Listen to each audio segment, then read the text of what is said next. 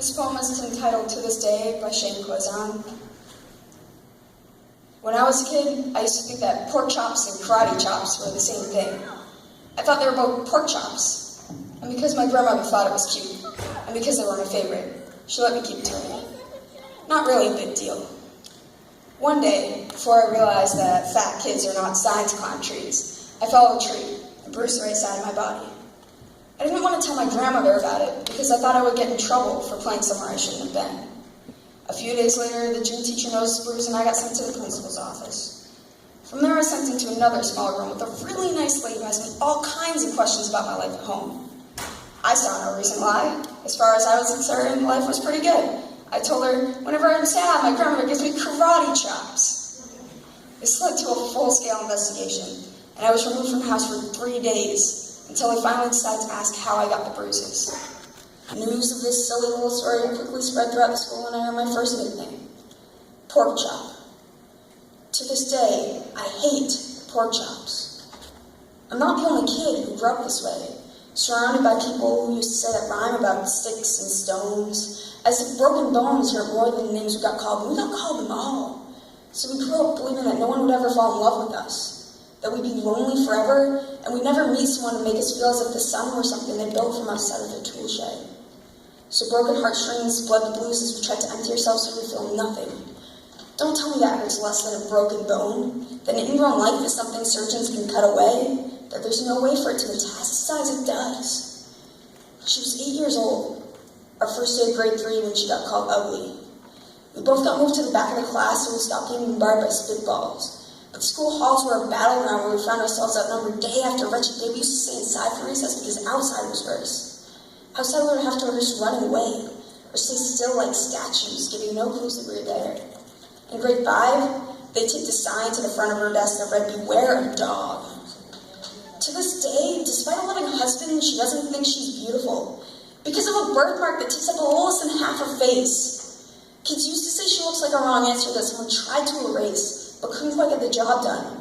And they'll never understand that she's raising 2 kids whose definition of beauty begins with the word mom, because they see her heart before they see her skin, that she's only ever always been amazing. He was a broken branch, grafted onto a different family tree. Adopted, but not because his parents opted for a different destiny. He was 3 when he became a mixed drink of 1 part left alone, 2 parts tragedy. Had a personality made up of tests and pills, lived like the uphills were mountains and the downhills were cliffs. 4/5 suicidal, a tidal wave of antidepressants, and adolescence of being called pauper. 1 part because of the pills, 99 parts because of the cruelty. He tried to kill himself in grade 10 when a kid who still had his mom and dad had the audacity to tell him, "Get over it." As if depression is something that can be remedied by any of the contents found in First Aid Kit. To this day, he is a stick of TNT lit from both ends, could describe to you in detail the way the sky bends in the moments before it's about to fall, and despite an army of friends who all call him an inspiration, he remains a conversation piece between people who can't understand sometimes being drug-free has less to do with addiction and more to do with sanity. We weren't the only kids who grew up this way. To this day, kids are still being called names. The classics were, "Hey stupid," "Hey spaz." Seems like every school has an arsenal of names getting updated every year. And if a kid breaks in school and no one around chooses to hear it, do they make a sound?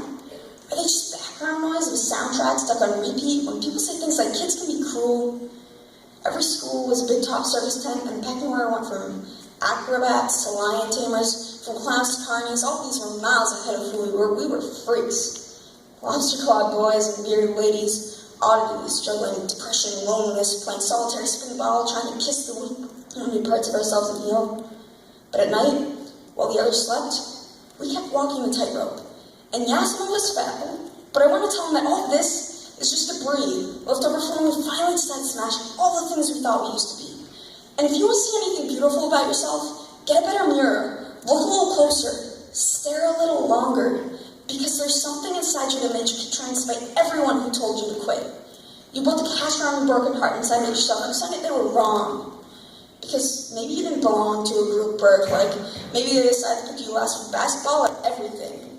Maybe you spring bruises and broken teeth shown to tell, but never told, because how can you hold your ground when everyone around you wants to bury you beneath it? You have to believe that they were wrong. They have to be wrong. Why else would we still be here? We grew up learning to cheer on the underdog because we see ourselves in them. We stem from a root planting the belief that we are not what others say we are. We are not broken cars sitting stalled out on some highway. And if some way we are, don't worry, we only got out to walk and get gas. We're graduating members from the class and we made it. Not the faded echoes of voices crying out names will never hurt me. Of course, they did. But our lives will only ever always continue to be a balancing act that has less to do with pain and more to do with beauty.